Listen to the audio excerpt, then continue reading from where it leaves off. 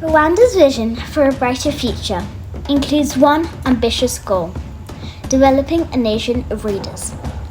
And TEACH Rwanda is proudly leading that movement by mentoring teachers to transform learning in classrooms across this East African nation.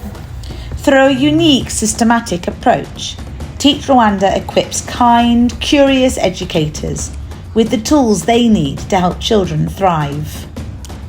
These emerging leaders don't just teach.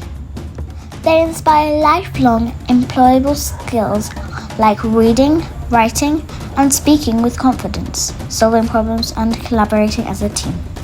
It all starts at TEACH Rwanda's exemplary Bright School and continues in our partner schools.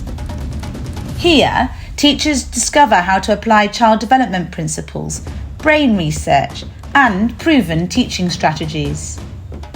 One of those tools is Brain Search, where students reflect on what they already know, what they can do, and what they're curious to learn next. This simple but powerful process ensures that learning is built on each child's natural curiosity and developmental needs. By mentoring teachers who mentor students, TEACH Rwanda is not just changing classrooms, we're building a generation of readers, thinkers, and leaders.